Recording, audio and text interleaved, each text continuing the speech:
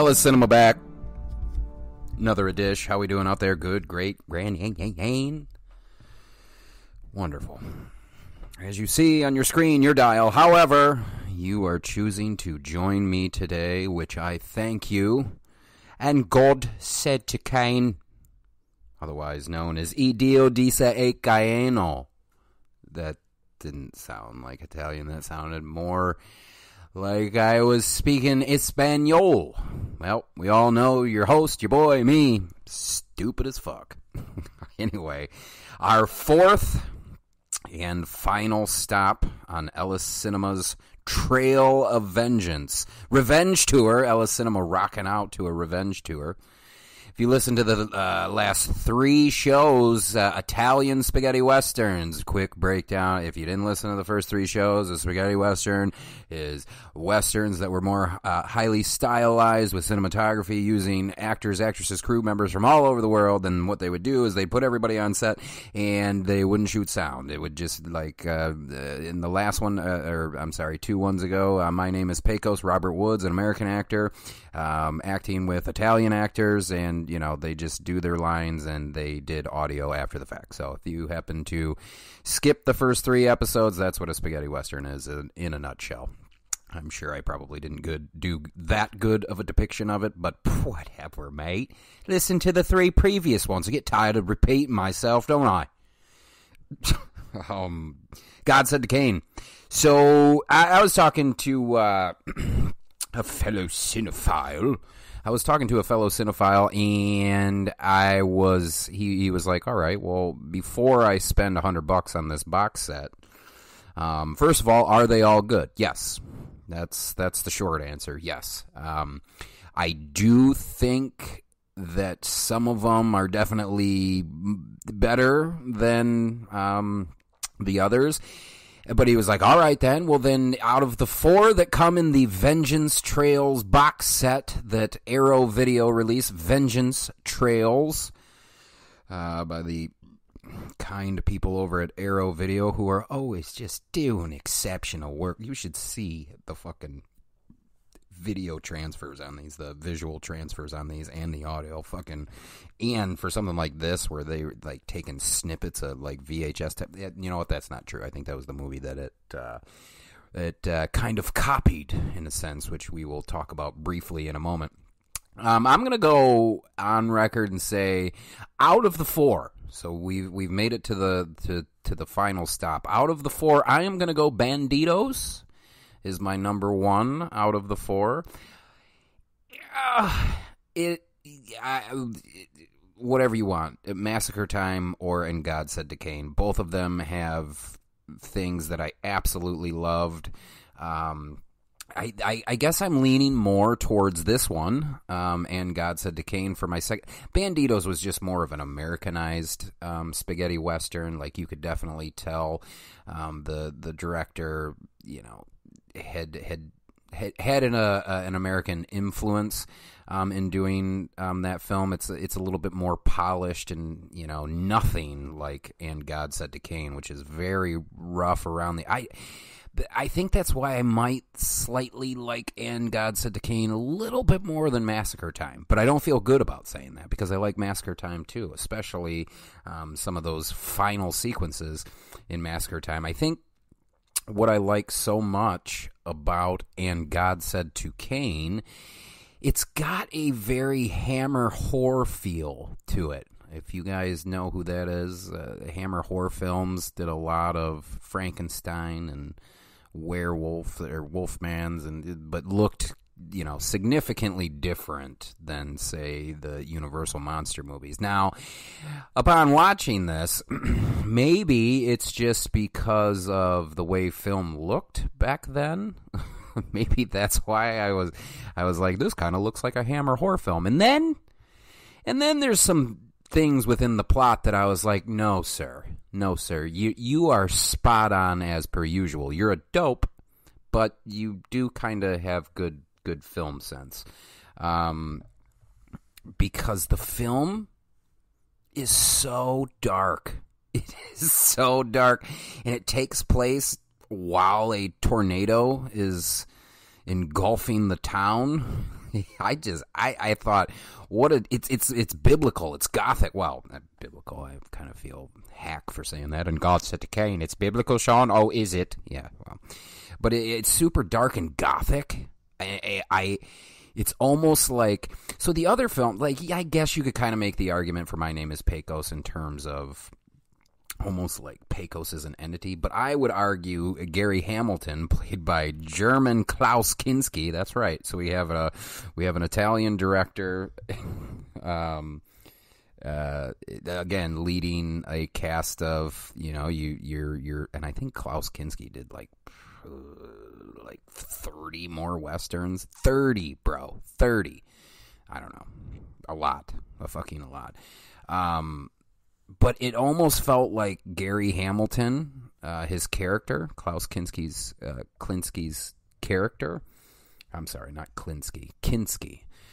Klaus Kinski's character is much more like an entity, a spirit. I mean, yes, he is of flesh and blood, but the way that the character is portrayed and the way that it's executed on screen and presented to us, he felt like a spirit, and I think that's really why I got down within God Said to Cain so much. I just thought it was so dark. In fact, don't quote me. I mean, I've seen a lot of westerns. I've seen a lot of movies, and now I think due to the mild brain damage I have and drug use in the past.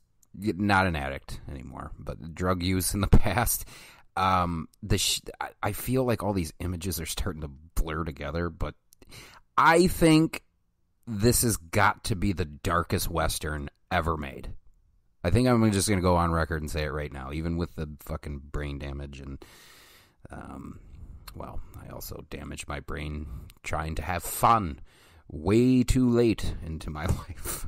Way too late. Not that Ron or anything like that. Not Ron or the Cain. But I did like to,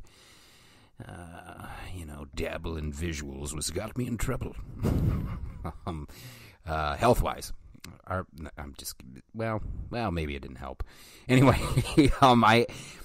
even though all these images of all these movies that I've seen over the course of my life, and a lot of westerns, I'm a heterosexual white male born in the 80s. Of course, there is still some toxicity in there. I still like to see a man do man shit. That's all there is, just go on a vengeance. I'm getting better. Like sometimes, I will say what's different now, and we can call this growth. What's different now is I don't always want to sit down and watch a man go on a revenge tour. So, I mean, I guess there's growth in that, right? But I still do that, or I still like watching those films. And sitting down and watching this one, I was like, all right, this is pretty fucking cool. Just like in terms of respecting the filmmakers, the cast and the crew, because, you're talking about something that was shot in 1969, released in 1970, and you got to understand, you can't fuck around with like the visuals back then like you could or like you can today. I think that's if you guys listen to the previous show, you remember part 3, Banditos. I just knew I was in for old school Hollywood filmmaking, very epic set pieces, and this is no different. Like, to be shooting constantly in the dark like this, well, it probably wasn't, it wasn't 10 at night or anything, but it was probably, anyway, shooting it dark like that, to have a tornado that exists within the plot for a good portion of the film, I don't know how to tell some of you people that just listen to the show for me and you don't give a fuck about movies. You gotta understand how hard that is. Like, there is so much that has to go right, especially like if you got animals involved, which, we do here, horses and with whatever. It is not all that easy. If you remember what I was saying about Banditos, just like the parallel tracking shot with 20 horses riding side by side with a train and a shootout, like, this is not fucking New the Rock and Batista action shit. Like this, where they're just on a green screen in somebody's backyard, Like this is real shit. Real shit and on film, which doesn't make it any easier. Not digital, on film, baby. Anyway, I'm rambling. Who is in? And God said to Cain, well, Klaus Kinski, as I mentioned, he plays Gary Hamilton. It's just so funny because when you look at his face, he fucking looks German, dude. I mean, he is. But when you look at him, you don't go, yeah, his name's Gary. In fact, the opening credits is like, no, his name's Klaus for sure. When you look at him, he looks like a Klaus. Klaus. We got Peter Karsten, who plays Akumbar, the villain Akumbar. All right, get your drinks ready. How many times can I fuck up these people's names? But I do have to pat myself on the back for trying. But get your drinks ready. Take a shot every time I fuck up. Marcella Michelangeli. All right, no shots there. Guido Lalo Brigida. Guido Lalo Brigida. Yep, I don't think that's right. But he also went as Lee Burton. That was his, I would assume, the easier name for people. I don't want to do that. I've been saying on this for, the films out of the East and shit like that. Like, just make it hard for me. I'm not going to learn if you dumb it down for me. Okay? I'm not going to learn anything. I fuck up the names here for more entertainment purposes than anything else. But I'd be goddamned if I want to continue to try to say your real name. Your name's not fucking Lee. Your name's it's Guido. It's not Lee. And I'm not, saying something racy. I think Guido's kind of frowned upon. That's his fucking name. I'm not just, anyway. Maria Luizio plays Salarosi. Antonio Cantafora plays Dick Akumbar. The son is Peter, plays Peter. The son is played by Peter Karsten. Hamana. Dr. Jonathan, which was good. I thought Dr. Jonathan was a good character in this, played by Giuliano Raffaelli. I don't think you need to take a shot for that one. Also, Lucio De Santis, Luciano Pagozzi. You want to know what his American stage name is? His pseudonym? So Luciano Pagozzi also goes by Alan Collins. So fucking white. We have Joaquin Blanco, who plays Frank. Giacomo Furia plays Juanito. Furio Meniconi plays Mike. Music by Carlos Savina, and of course, we had another theme song. Every single one of these movies had an opening theme song specifically for the film. I fucking miss those days. I was trying to have a conversation with someone who also is near my age, and I was bummed. This is actually a terrible story, but you might as well roll with it now. But I was talking to her, and I was just like, you know what I miss? I miss movies that had their own theme songs. And the first one that always comes to my mind is my favorite monster movie, probably of all time, in terms of Universal monster movies or old school monster movies done in a somewhat modern way, is the Monster Squad. Fred Decker's Monster Squad, 100%. But in that has, we're the Monster Squad, fighting the forces of evil. I miss those days, man. Those days are long gone. Very rarely, unless it's a goddamn Pixar film or a Disney film, do we get a theme song for the movie. And this is back in when And God Said to Cain. This is back in the day when that's what we do. That's what we do. And I love basically. I have yet to see a spaghetti western where I thought the music was shit. It doesn't exist to me. It's always, I just feel cool, man. I feel so cool. Quentin Tarantino knew what he was doing when he makes all his film and he's sampling all this shit. He's not the only one that finds it cool. Or maybe he convinced me to think that it was cool and all of this shit is stupid. Like the one girl today, I was telling her that I reviewed a movie called My Name is Pecos, and the main character was an American who played the character of Pecos Martinez. and she was not thrilled. And I was just like, hold on. This is 50 years before the fucking political correctness, and I think I said it on the first show. If you keep trying, I agree, just on paper, just so we're clear, I agree. Should an American play a Mexican man? No. Okay, no. But this was 60 years ago. I'm not just going to set everything on fire because it fucking doesn't fit your particular taste. I don't know if you guys know this, but movies aren't real. Movies aren't real. By that same token, I forgot to ask the girl, and I should have, but I should have asked her. I was like, okay, well, then how do you feel about this? I think Idris Elba should play like George Washington or Ben Franklin or something. How would that make you feel? I know some of you fucking 30, 40-somethings are getting uncomfortable. You're a fucking idiot if that bothers you. I'm going to tell you again. Idris Elba plays George Washington or Ben Franklin in a movie, and as aforementioned, movies are fake. So it's, take the art for what it's worth, and boy did I for And God Said to Cain. Like I just felt like I was a part of some fucking Edgar Allan Poe gothic tale. It's like I was reading through the booklet in the, Arrow's always packing bonus features in there. God love them. I'm reading the booklet in the Vengeance Trail box set by Arrow Video. Vengeance Trail box set, Arrow Video, on sale now. And it said that And God Said to Cain is like a mashup of Sergio Leone and Edgar Allan Poe. Yeah, I agree with that. I agree with that for sure. That's what it feels like. And I love every minute of it. And you want to know what's funny? The first 5 to 7 minutes, because again, I watched all these Westerns back to back to back to back, right?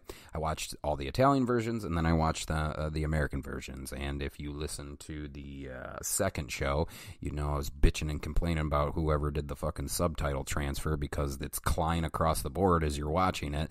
But on the internet, it's Klein and Klein, but in the booklet that they give you in the box set, it's also Klein. I'm confused. Anyway.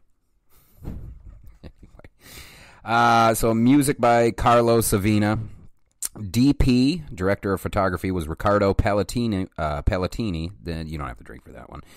Riccardo Palatini and Luciano Trezetti did the photography in this. I can't fucking imagine the work that they had to put in, and just how patient you had to be, making sure all your actors hit all their marks in this super dark environment, which does not make it easy at all to film.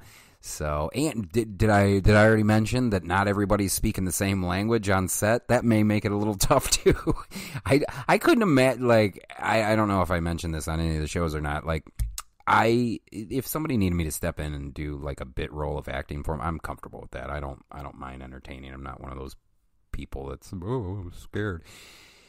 It would be rather jarring for me and my character, whatever character I was playing, if I'm doing my dialogue in English and the person, let's say my brother or the villain in the movie or whatever, is Italian and doesn't speak a lick of English, and him too. He's got to listen to me do my dialogue, and it would be props to all the people that worked on Spaghetti Western, or all the actors and actresses that worked on Spaghetti Westerns, because in terms of what it means, I don't consider myself a method actor by any means. In fact, I think people that go full method are fucking kind of annoying on some level.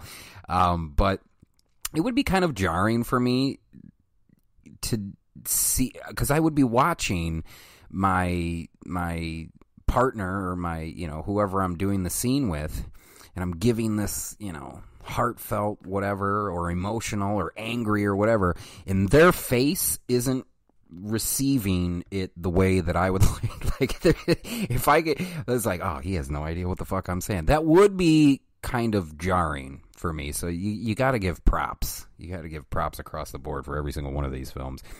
Riccardo Palatini, Luciano Trezetti, Hamana, story by Giovanni Adesi, which Give me a second. And it was also directed by Antonio Margaretti. Let me find the part where they were talking about the story on here. I was kind of... Because it sounds like this movie, for the most part, was almost a direct ripoff of another movie. Hold on a second here. Let me find it now. Go on now, Sean. Go on now, kid. Oh, it's kind of hard to do it with one hand on the microphone. And, nope, that's Banditos. And this is super entertaining for the folks at home. There we go. And God said to Cain... Oh my God, it sucks when I don't have the air conditioning on in here so that I can do the show. The air conditioner, the microphones pick up the fucking air conditioner, and I got tit sweat and everything. This is not good. Not good. Okay, and God said to Cain is the only one in which he started. That's not true. Actually, in 1875... Lieutenant Gary Hamilton is released from doing hard labor. He served 10 years for the theft of a Confederate gold shipment during the Civil War. But due to amnesty and in the light of his military merits, his sentence is commuted. Hamilton immediately sets out to take revenge on the man who framed him for the robbery, Acumbar, the capitalist owner of the Crane Mine. Oh, by the way, the guy who plays Akbar, Peter Karsten, he was also in My Name is Pecos. I believe he played Steve. Yep, Steve. And for whatever reason, his face just looks racist. I don't know this about Peter. I'm sure most actors aren't. You know, they're very self-aware and very open and blah blah blah. But when I looked at Peter, I just went, yeah, he's racist for sure. The Offset. The real guy. Anyway, Hamilton takes a stagecoach, which by coincidence, Acumbar's son, Dick, a cadet on leave from West Point, is also traveling on. Hamilton tells Dick to inform his father that Hamilton's back in Towton City, and I'll see him at sundown. Hamilton says. Hamilton disembarks at a way station where he picks up a Winchester, ammo, and a horse from an old friend, who informs him that the widower Acumbar now lives in Hamilton's ranch with Hamilton's former lover. Can you believe that? This son of a cunt. Oh, I know. People don't like the C word, do they? I fucking love the C word. The C word is, I love cunt more than I love fuck. I should grow up and just not cuss. It makes you look smarter if you don't cuss. Or does it? I don't know. Some people say, oh, these stupid articles that you see online, the people who cuss more often are more intelligent. Those goddamn stupid fucking... on the ranch with Hamilton's former lover. Don't worry, we'll get to the part where this was a remake. A tornado is brewing, and Hamilton uses the gathering dust storm as a cover to infiltrate the town and access a subterranean network of tunnels, which is also awesome. It had almost like, if we're thinking of like something recent that you could think of, like Sicario, when they're going, they got the night goggles on and they're going through the... I have sweat dripping down my fucking face. Going through the tunnels with the night vision on, and a lot of heavy use of sound design there. This just not as effective sound design here. Didn't need it for this. Like, I was already in. I was just like, I felt like Michael Myers was coming to fuck up the town when I saw Gary and how this like really plays out. And here's the thing, you're on Gary's side, you know, you're not on Michael Myers' side, but that's what it feels like throughout the film, which, you know, spaghetti westerns are notorious for, having the anti-hero who, you know, I don't know if I should root for him or not. And ultimately, by the end, you end up rooting for him. I mean, especially, and this is no spoiler, especially when, like, the church bells almost signify the downfall for the villains. Now, the church bells are swinging because of the tornado, but you have that running a little bit throughout the film, just ding, ding. It is very unnerving and super effective, and I'm glad.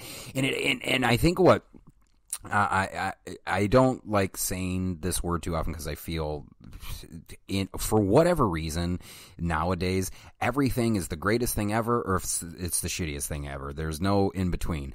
However, I do feel that it was genius to push us to the point of annoyance with the sound design, with the church bell going. And then it kind of like fading away, just as like we're getting to the point where like, oh man, fuck this bell. You know what I'm saying?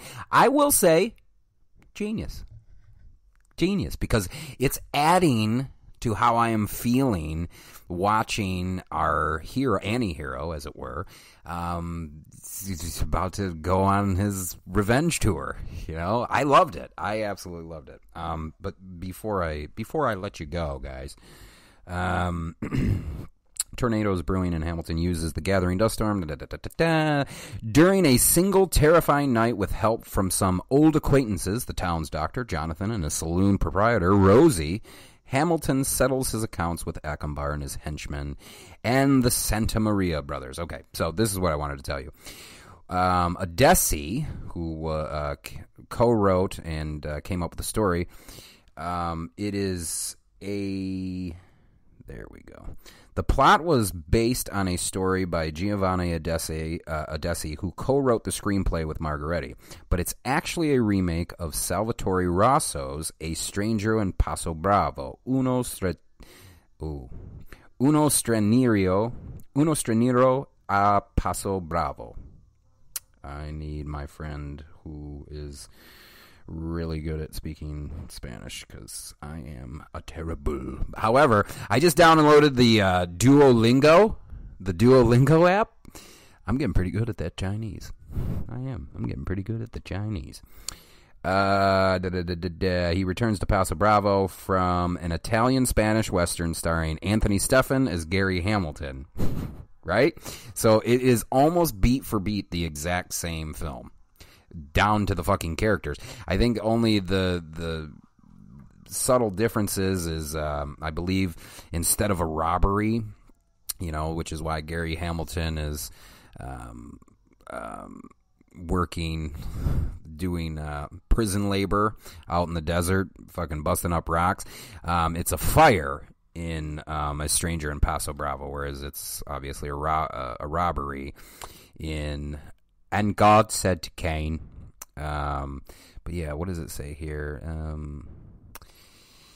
When it came to the remake, Adesi, who was also the film's co-producer, retained the basic structure of A Stranger in Paso Bravo. A wronged man returns to his hometown to get revenge. And the names of the characters, Gary Hamilton, Acumbar, Rosie, and the Santa Maria brothers, is the same, but changes some plot elements, adding the tornado, and which was not in the original Paso Bravo. Uncut prints of Paso Bravo even begin with Hamilton aboard a stagecoach en route to revenge, though cut prints start with Hamilton on foot in the desert, having disembarked from the coach. Anyway, none of that matters. But it was a film that essentially was redone from the top to bottom, and not that far apart, which is just strange to me, you know.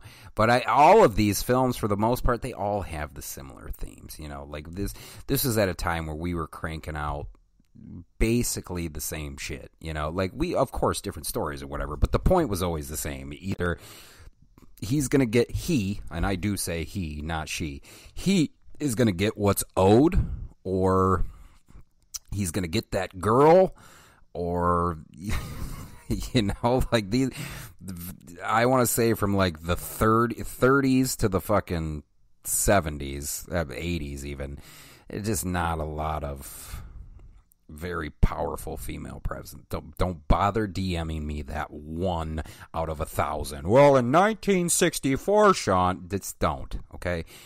99% of films released during that time were made by men, for men, and the you know, don't bother with the. I'll tell you what, if there is 5 or less between the decades that just don't bother. Okay, that's not enough for me. Even though I'm a hypocrite because like I'll be like, you know, people are like, oh, finally, you know, I have a couple black friends. Well, Black Panther, I finally had a superhero to look up to, and I would respond with, huh, didn't like Blade, huh? always.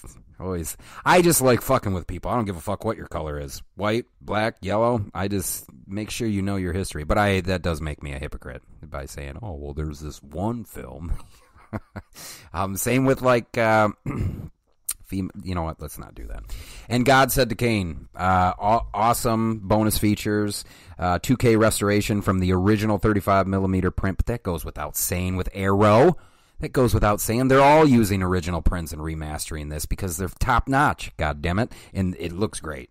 If anybody from Arrow is listening, I know there's a group of guys that do this for us. It looks great, guys, for sure.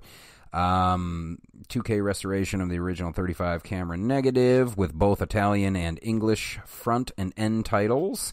We got a new audio commentary by author and critic Howard Hughes. This man, I would like to break bread with this man. I fancy, I don't show it on the show because this is meant more to be fun, so I try to, unless I have a guest on, I try to stay away from the technical aspect of things. Not always, you know, but Howard Hughes I would love to fucking break bread with for sure. That I could listen to that man talk about films for hours. You got Between Gothic and a Western, a new documentary featuring a new video interview with film historian Fabio Malelli. I believe he's on every single disc. Again, anytime I watch these people, I'm like, oh, that's right, you know nothing. And Fabio is no exception. What else we got? New audio interview with actress Marcelli Michelangeli. Of Night and Wind, a new video interview with actor Antonio Cantafora, which was really good. Well, they're all really good. With the exception of Massacre Time, that 49-minute supplement, it just sounded like oh fuck, what was the guy that played? What was his name? He just sounded bitter as fuck, man. Like Franco Nero, George Hilton, who was in Massacre Time. You got Franco Nero's just like, oh, I loved Westerns, blah, blah, blah. And George Hilton's like, hated Westerns. Didn't really care for this piece. Didn't care for Lucio Fulci. That one, I was just kind of like, why did we even put this up, guys? He's trying to be a gentleman about it, but I don't think he really cared for his experience on Massacre Time. Anyway, Arrow Video, motherfucking Vengeance Trails. This has been fun. Ellis Cinema concluding his trail of vengeance. I'd say vengeance has been attained. I don't want to feel vengeful anymore. I want to love. Ellis Cinema. Arrow Video, Vengeance Trails, available now, box set. These restorations are to die for. Support physical media, please. Jesus.